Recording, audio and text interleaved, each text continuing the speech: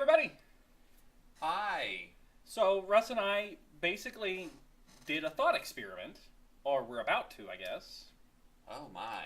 I mean, me thinking, that's an ordeal. The premise behind this is if Jeff and Russ made a jRPG. Yeah. We're not actually planning on making one, because we are only two men with no musical talent, I mean, no artistic talents. people do it. People much better Yeah. than you or I. But somebody's got to be able to, create a sprite, which is beyond us. Yeah, absolutely. Yeah. Mm-hmm. So, we're not making a game, but I was thinking maybe it would be interesting if Russ and I were to collaborate on what we would include in a game if we were to make one, since after all these episodes of Home on the RNG, we are something of jRPG experts. I have all the theoretical experience one would ever need. So, we have not discussed this ahead of time, because I think it would be interesting to see where we come down on. Yeah. We're not going to line out like the actual plot of the game, because we don't have one, because we're not making one. But we will talk about like elements in the plot that we want. For example, the first thing I'll throw out is I would like to, at some point, one of the main party members dies and doesn't come back. Yeah. Yeah. I like that as a plot point. It doesn't happen as often as you think. Right. And it's usually pretty powerful. One huge example. Yeah. Are you ready to spoil a 20-year-old game? Yes, Ares. Yeah. Although, honestly, when I start thinking about permanent death in a JRPG, the one that really leaps to mind now is the guy in Persona 3. Yeah. I don't even remember his name, but it's... he made such an impact on you. No, I can picture him. I'm not great with character names. You know this. Shinjiro. Okay. Shinji. But it was very powerful. It was unexpected, and it was really well done. Yeah. Ares was good, too. It was also unexpected. And I think that's part of it. It needs to be unexpected, but it definitely establishes stakes. Mm-hmm. Like, okay, now this is for real. And it kind of can make those characters a little bit more tragic, and you become more nostalgic for them. Right. Because their time is limited. So I would like to include that. What is something, a mechanic or a narrative point that you would want to see in our JRPG? What we have to have is really good little incidental bloopy sounds when the dialogue comes up. Like in Golden Sun? Like in Golden Sun, yes. Or like a little typewriter sound, or like, Okay. some little, I like that. I'm going to throw out a mechanic. The rolling HP counter. Yes. I don't know of any other game that did it besides Earthbound. No, but I think it's great. Because that way enemies hit you, you're like, okay, I'm going to die, but maybe I have time to heal, maybe I have time to finish this fight, and using the luck mechanic to, that shot should have killed you, and it might kill you, and then it stops at 1, and you didn't know it was going to. I like that. Yeah, I want to incorporate that as part of it, too. So you actually have time to react to some things. I like it a lot. I haven't seen it in many places. I want to use it. Okay. What else have you got? That's fair. I need, for anyone that saw our Final Fantasy IV review, I need... That isn't going to air before this. Oh, well, stay tuned for our Final Fantasy IV review, and this comment will be extended in that. I need customizable characters. I need characters that you can choose what abilities they learn, or characters that you choose a class. So I thought about this too. I was thinking I like a good job system, and I was thinking a job system would be good, but I actually thought, what do you think about this now? So we'll design the characters that are going to be in a party. We give them a primary class that is part of who they are. Sure, right. But the player can choose a secondary class, or possibly we could figure out, like, if they max out a secondary class, they can retain some of those abilities and have a tertiary class. Okay. So there's some customization there. Yeah. But they do come with a primary unchangeable class. No, that's fine. That defines their is, character. I mean, an extension of Octopath Traveler, which was fine. Yeah, I would take it. I would make it more extreme than that. Yes. Yeah, Octopath Traveler was, for good and bad, extremely simple. But as I was thinking about creating characters, like, it's hard to create really memorable characters if the player has 100% customization option over them. So I thought let's do it halfway.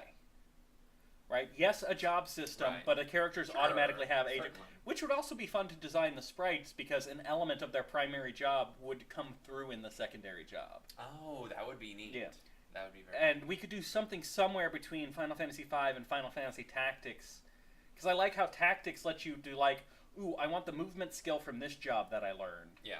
So I want to figure out how much is too much granularity and dial it back just a little. Okay. But I do want there to be more customization than just, oh, he's a gambler and I also made him a gladiator. Yeah. I want more than that, Definitely. but maybe less than the Final Fantasy Tactics. Sure. Somewhere in there. Sure. No, that sounds great, actually. Final Fantasy job systems are just a godsend. Now, that's the thing, though. We're going to have to come up with jobs that are not just ripping off Sure, Final Fantasy. And that could almost be a whole other discussion, us trying to come up with the jobs for this game. And maybe we'll do it another time. I wasn't planning on trying to break them all down here. We should do a job system. Our own job system. Yeah, I mean... Dental hygienist. We should not. Wouldn't that do a be job great? system. Modern day RPG. We should And not do. the jobs are like paralegal. See, I'd like to do the setting. Part of me wants to say don't have the setting as a fantasy setting. Yeah. But another part of me is like, but that's what these games are at their best. Like, it'd be interesting to do, say, a Wild West setting, because there's almost no JRPGs set like that. Yeah. Except then that limits your jobs and it limits... Exactly. You have to... I think for a good job system, you have to keep it more open than that.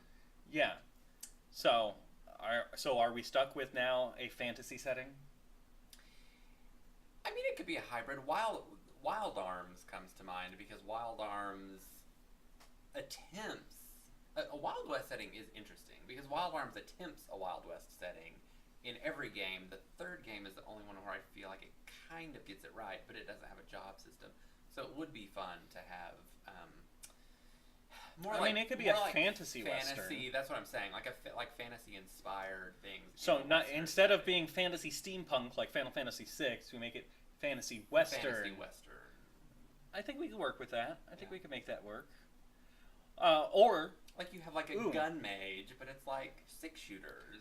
So, in order to keep it more realistic, the majority of the game would happen in this frontier, right? This western setting. But there is a more cultured, more civilized, where the population is more localized, an empire, a kingdom, whatever. Okay. That is a little bit better on technology, hygiene, all that. Less Western, like hygiene. more urban. Yeah. But not wildly out of proportion. All right, I think and we do most of our time out here, but we will occasionally do bits in here. Sure. Okay, I can work with that as a setting. Here's one that. This was the one thing I mentioned to you as an example of what I was talking about, and you immediately said no, so this should be fun. I would like it to be a rotating cast of characters based on the narrative. As you play through, your party members leave and new ones join, and you don't have control over it till near the end. I'm not saying before the final dungeon. What I'm saying is I want you to have been forced to play as every character before you're allowed to start picking your own party. I can get on board with that as long as we don't push it off more than like the halfway point. Because I'm okay with a sampling of every character, but if you're like... I was thinking 3/4. If you're like that far into the game and I'm still being forced to use somebody I hate, I'm real mad. Well, see, because here's my problem that I have with a lot of these games is most games that let me pick my party, I usually spend that entire game with the starting party. Because I've gotten comfortable with them, I know them, I might swap one of them out. But like Final Fantasy VII, when I play it, it's me, it's Tifa, it's Barrett. That's my party almost every time. How sad for you. Well, because it's what I'm used to, and if you don't force me to play as these other characters, why should I? Yeah. Whereas if we arrange it in the narrative more like I keep using Final Fantasy examples because I'm limited. But if you use it more like Final Fantasy IV, where okay, for this part of the story, these are your characters. Then when the time comes for you to pick your own party, you really have played as everybody. You know who you like, and you know who you want to go through the end of the game with. Yeah. I'm good with Final Fantasy VI, where basically the first half gives you set party members for set missions, and then the second half has you just collecting everybody. That's as far as I would go. This game's really, never going to happen. In Final Fantasy IV, did you pick different people at the end? Well, of the versions. In the version that lets me, I usually replace. Did you really? I replace Edge with Yang. Oh, okay. Every time. But doesn't everybody? Isn't that just? That's just common sense. Yeah. I just do like Sid and Edward, and Paloom and Paroom. And that's your party? Yeah, absolutely. Any party that doesn't have Edward is not going to make it. Yeah. All right, so what else have you got? What else are we putting in this game?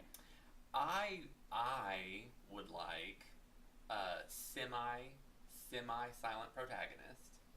So you are making choices. You're making dialogue choices, and dialogue choices have a modicum of different outcomes depending on what choice you make, and selectable male or female protagonist. Interesting. Yeah. Okay.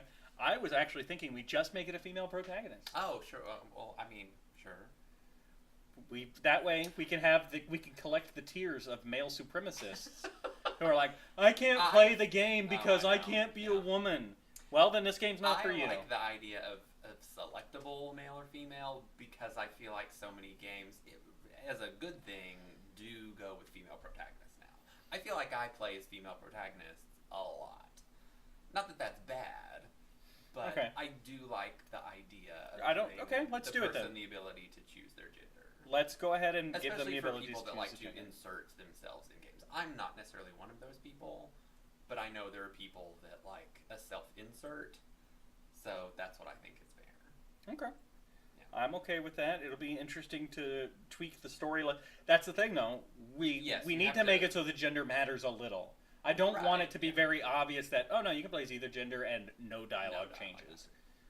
No, we would have to actually go in and make it two slightly different games. An idea that I had, because I used to see it occasionally, especially older RPGs, is like a dungeon that only female characters can go in or something.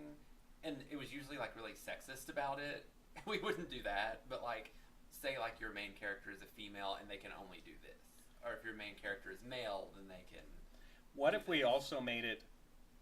I mean, we're not really making the game, so let's go big. What if we made it so that the male and the female protagonists encounter different events in the story at different times? Sure. Different party members join them at different times. We make it so it's the same basic story.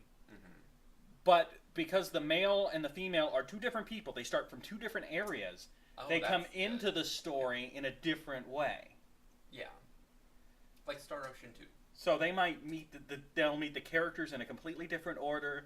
They'll maybe do dungeons in a different order. Sure, yeah. I mean, we're not making two different games. We're just reordering the same game depending on your choice at the beginning. That's a good idea. Okay. I like that. I like that idea, and that doesn't even have to be... I mean, I know it doesn't even have to be regulated to, like, male or female or whatever. You can say, I start from this place or this place, or... I like that idea, though. Well, we want to make sure that it's not just, are you male or female? No, these are two different people. Right. So much so that when you pick the character, we could even give a little background, and that way you're not picking them based on gender. You're picking them based on which story you prefer. Yeah. Like, this person versus this person, not this gender versus this gender. Star Ocean 2 did that in a very limited way. It was only the introduction. It was only the prologue. But the prologue was completely different. Persona 3 made a different game. Persona 3 did make a... When you pick female, it is apparently a different game. And now they pretend like she doesn't exist, so... But Theodore, who only she encounters, is referenced in many of the spin-off games. She's in the new Dungeon Crawler, so I guess they'll... Yeah, there you go. The new isometric Dungeon Crawler. I couldn't do it. I love Persona. I've played all the spin-offs, but Persona Q, I could not do. I just couldn't. I can't do it. I just can't, man. That makes me sad that they're making a sequel because I just can't do it. I'm sorry your life is so hard. What else do you like? I'm surprised you haven't said a dating sim yet, or some kind of dating system. I mean... Was it coming? Did I just jump the ship? I guess it was coming. I am honestly, really, truly, and honestly less keen on the dating sims than I used to be. I feel like some games do it correctly. I feel like Persona does it correctly and, like, pretty respectfully of people, unless you're, like, dating the teacher that or one's something. weird. I mean, that one's weird, but, you know, we would have to do it really... I would be okay with there being romance options as long as it wasn't a major element of the game. Not a major element. Here's my example, and this is going to be a deep dive for jRPG people. But the Trails series of games, latest series, Trails of Cold Steel, has a mechanic like that. And if you play a male main character, so if you pick the girls to hang out with, it does turn into a romance. But you can also choose to hang out with the guys, and you just kind of have a friendship. So my idea is, like, there is, like, a system where you can hang out with different characters and have, like, bonding things with different characters. Star Ocean also did this. But maybe none of them are really, like, romance, so that it doesn't get, like, cheesy and pervy and weird. It's just, like, you get to pick, like, a character that you like, and then you get to hang out with them, and you get to learn more about them. Okay, and we can leave like the possibility of romance up to the person playing. Like, okay, Correct. In your own head, if you want to pair these two together, we won't contradict that. Yeah. But we're not going to give you enough to prove it either. That's something I've actually always wanted in games that have dating sims. Is like, let me do those events, but then at the end of it, let me pick. Like, okay, do I really want it on that level, or did I just really like this character and I just want to say, like, oh, this character is my best buddy? And I think that's very fair, too, to, like, asexual people, or, like, you know, like, people that aren't necessarily interested in...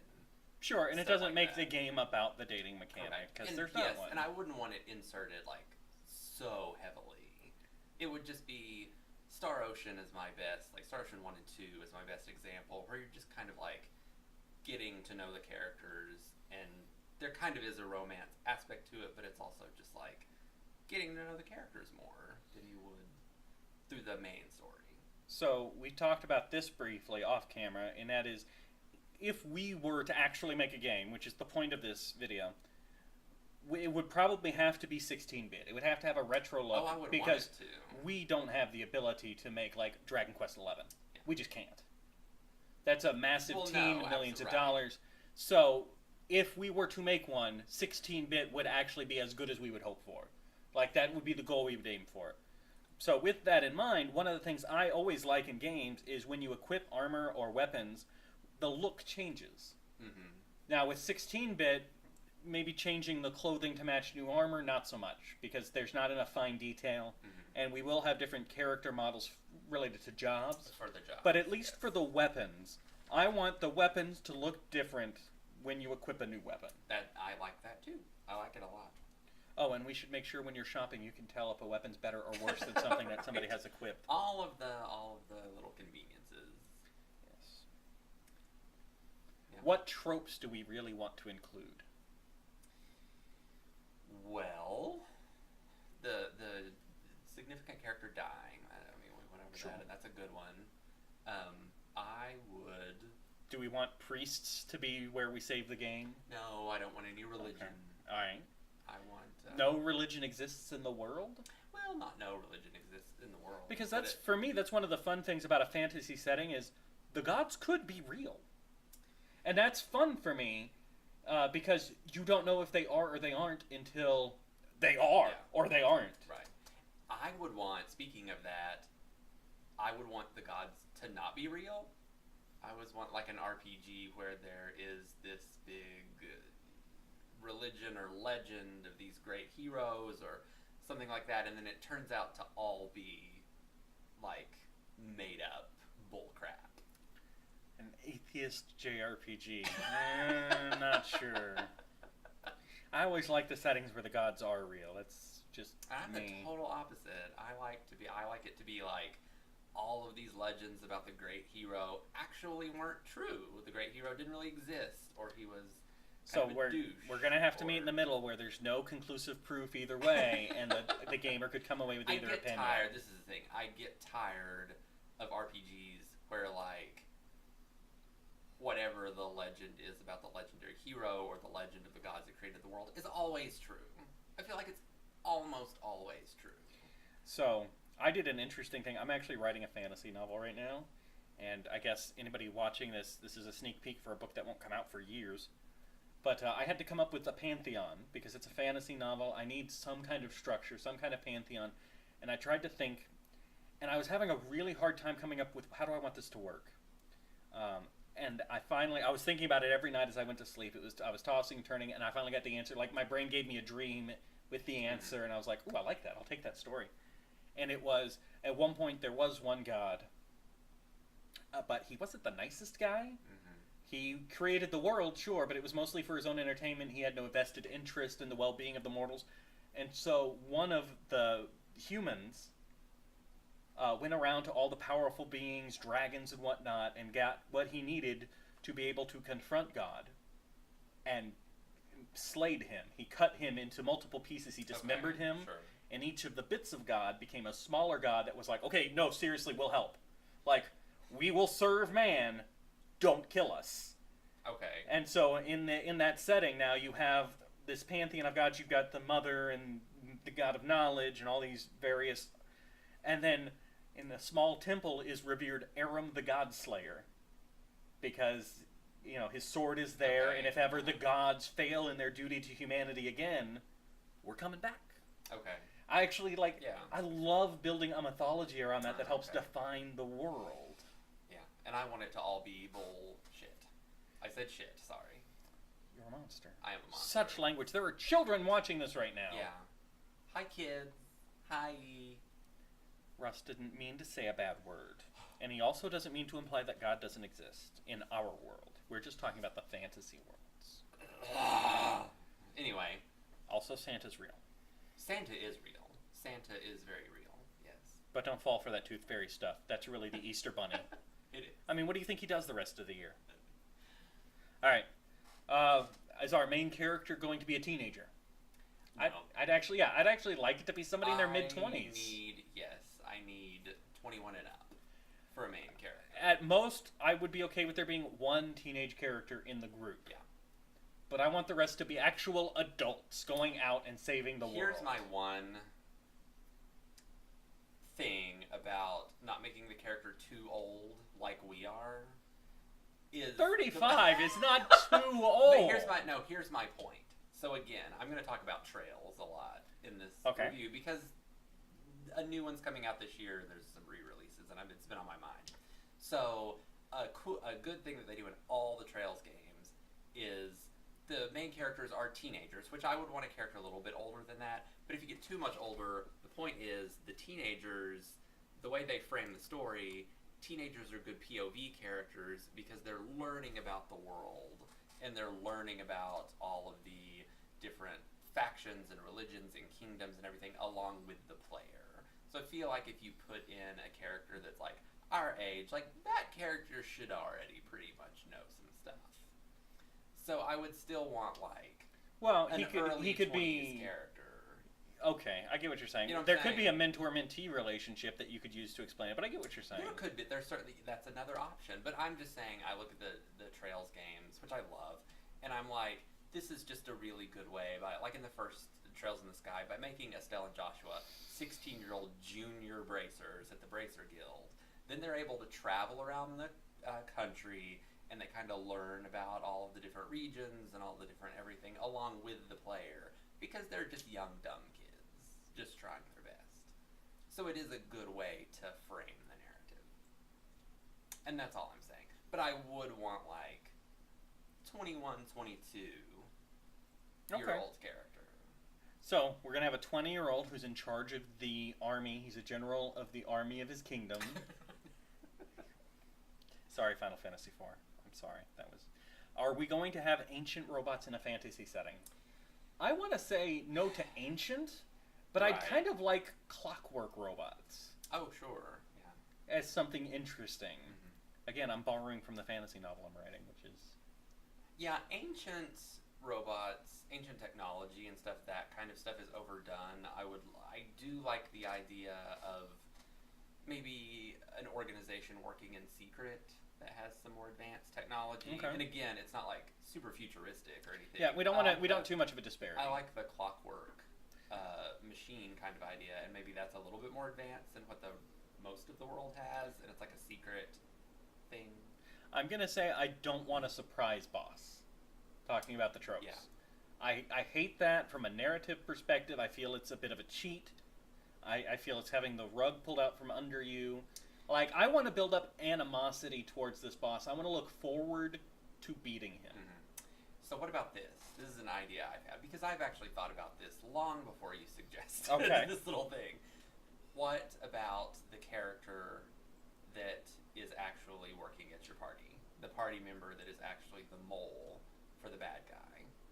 And I've had an idea for having a party member that's like a mole for the bad guys, and they're the ones that actually kill the other party member that dies, the other prominent party member that dies, and then they become not necessarily the final boss or the main bad guy, but they're definitely like a top agent for them. I can live with and that. That sounds good. 2 party members that are permanently removed, because I'm not looking for a Tales RPG style redemption arc. I'm saying like this character I'm with you. really betrayed you and really knew what they were doing, and they was were not okay being with it. Mind controlled, and they're like, I'm really against you, and then they're like a near the end of the game boss, and you literally kill them. I like all of that. And avenge your other party member's death. Now, what about a fight you're supposed to lose? I love that narratively, but I dislike that as a gamer. Since I'm creating it, I'm voting for yes, but I'm curious what you're... Since we're writing it, and like I said, I like it as a story perspective. Mm-hmm. It irritates me as a gamer, but... I want a fight that you're supposed to lose, but can win through sheer skill or grinding or determination. Okay. And then you get something special. There's at least some dialogue. Maybe there's an item that you get or something for accomplishing that. Ooh, I almost forgot to mention one thing I do want to add that I know you're on board with is a boss glitch. Some secret, somewhere in the beginning of the game is some simple, unassuming item that when used on the end boss, and there's no reason you should think you can use it on the end boss, or you should, kills him in one hit. Or deals massive damage. I'm all about any glitch or exploit.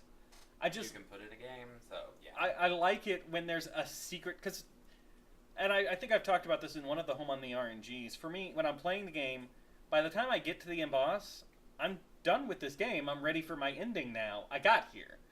I don't need the end boss to be the most challenging battle. What is fun is if there's a hidden boss in the game that does require real skill, and maybe we make that the top agent. Like, actually hunting him down. Oh, sure. Actually hunting him down could be off the path of the main narrative, a side quest, a secret side quest, and he's the hardest boss to beat. That would be brilliant. So, that would be fantastic. But and I'm not saying the end boss should be a cakewalk, but I want there to be some small way that somebody who plays the game goes, oh, by the way, if you take that dagger from the second town, which is too weak when you pick it up, like it's already weaker than what you have, but you throw it at the end boss, it kills him in one hit. Yeah. Something along those lines. Yeah. Well, we just covered a couple of things there with the hidden optional boss. Sure. I do want side quests that aren't explained.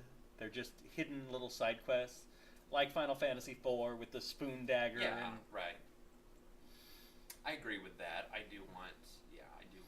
Yeah, I don't want the game to absolutely. I want somebody to be able to play the game on rails if that's what they want. Mm-hmm. If they want a straight walk from beginning to end, go for it. You don't have to do side quests, but I want there to be a reward for. Hey, I haven't been to that city from the beginning of the game in like 12 hours. Let's go back there and see if anything's changed, and it has. Yeah.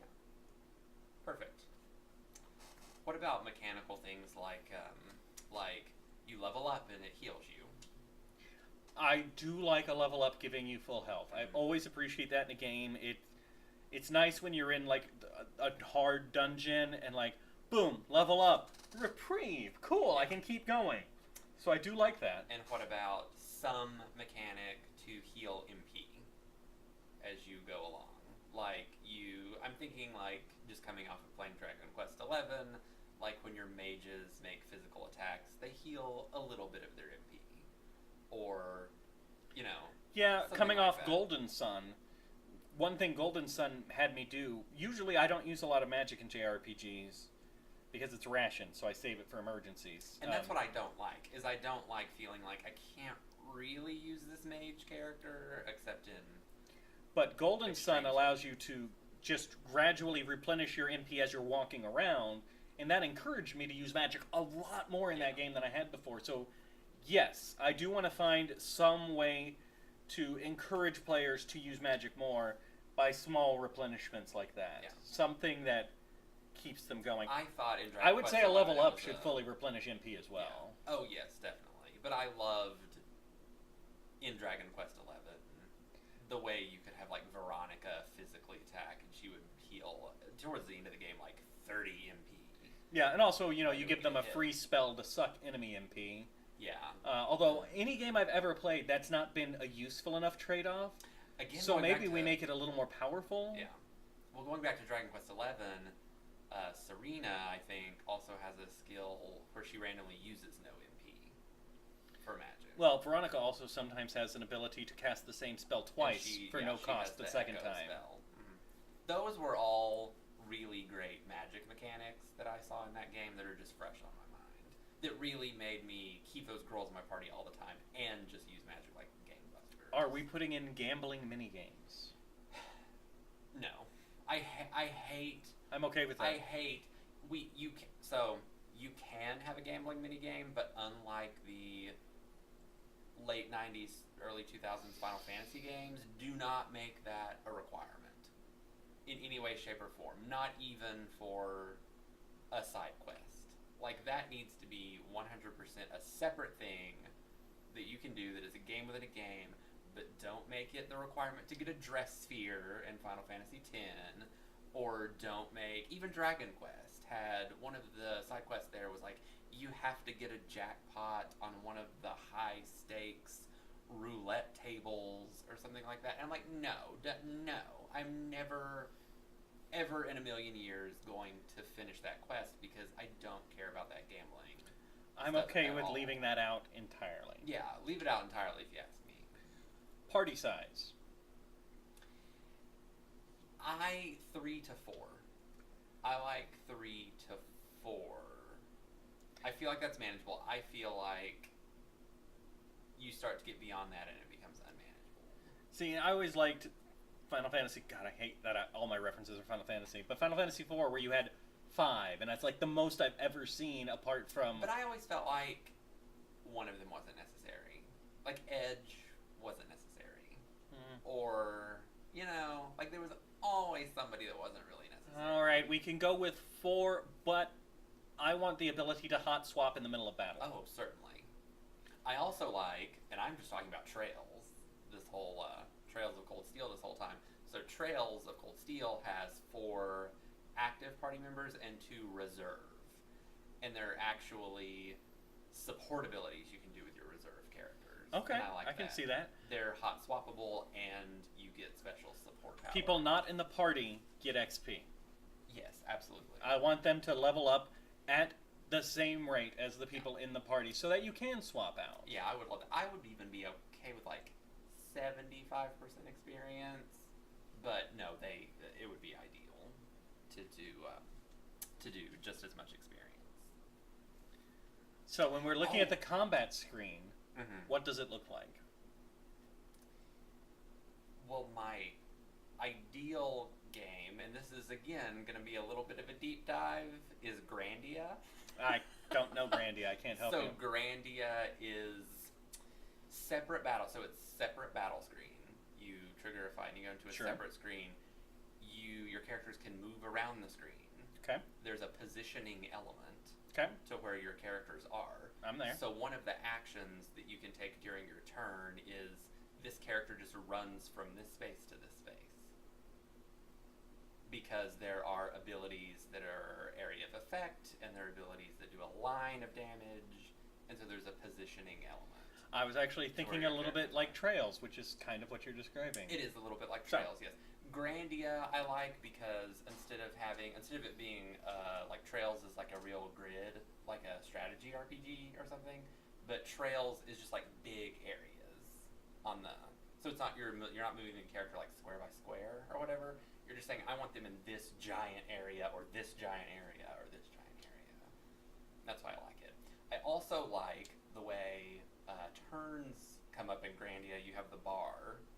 You have the like active time battle bar, top of the screen, and you've got your little character icons, your characters, and you've got the enemies, and they're moving along the little bar, and then when it gets to a certain point, that's your turn. I really just want it to be the Grandia battle system. I was thinking more in terms of turns, looking at Octopath Traveler.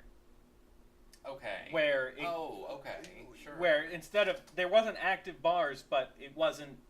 You could see whose turn was coming up next. So the enemy's going to attack. Then it's going to be this person's turn. And that's what you can do in Grandia. Yes, they're really kind of the same battle system because in Octopaths you break the enemy and then that takes away their turn from that segment of the bar. So we would give some characters abilities to mess with enemy turns. And in Grandia, it is you take the character's little icon and you throw it back. You throw it back different distances on the bar. We could make like one of the jobs a strategist, and their focus is on manipulating party turns versus enemy turns and moving that stuff around.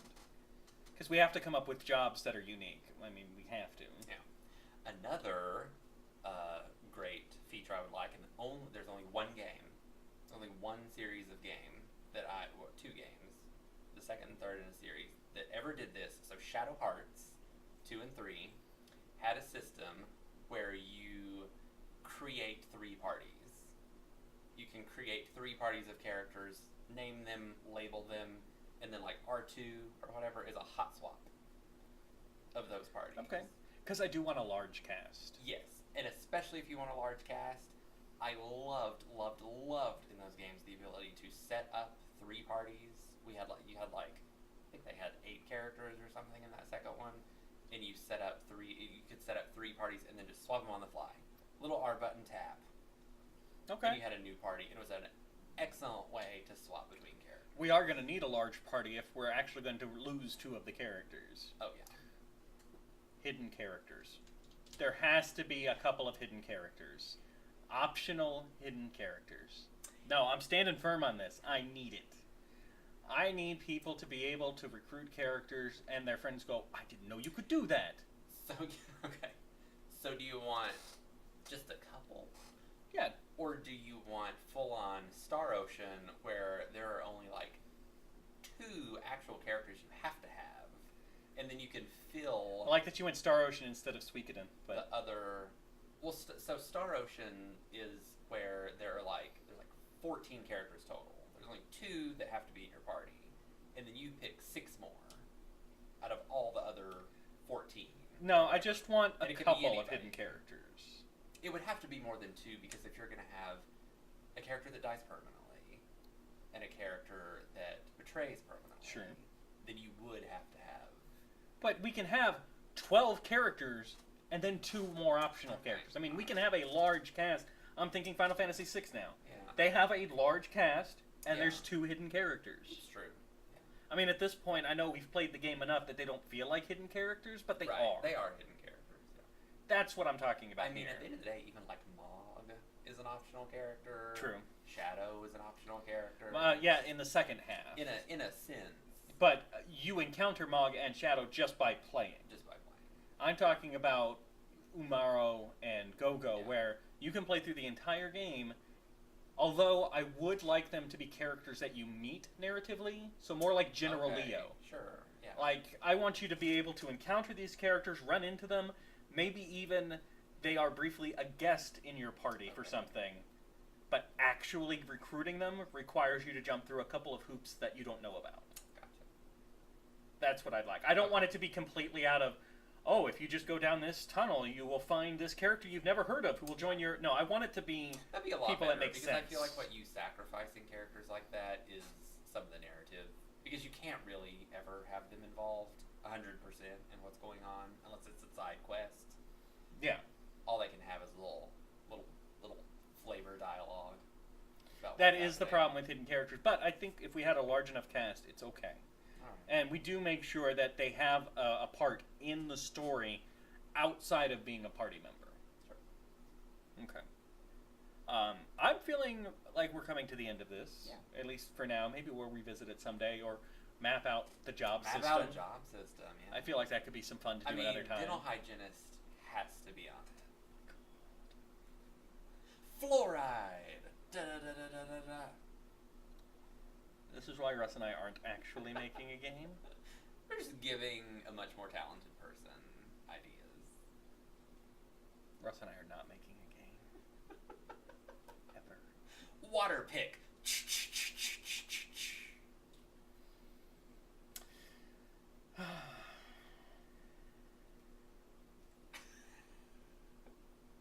This was fun brainstorming. Okay. It was a fun thought experiment. It is, and I like that we're mostly on the same page, and the things that we disagree about, I feel we can meet in the middle. Maybe we should just meet in the middle. That's a song, right? I don't know. Okay. I've never heard of it. Alright, well. You know what is a song? You got them. Anyway, I'm sorry. I should not bring inside jokes into this. No, we're done. I apologize. Now that I brought in inside jokes, this is really over. So that's just, if Russ and I made a game, that's some of the things you could look forward to. Yeah. I'm curious to see how other people feel about these topics, or what suggestions other people have. So feel free to post comments. I promise I'll see them. And if they're good, I'll tell Russ about them. Yay. So, we'll see you guys next time.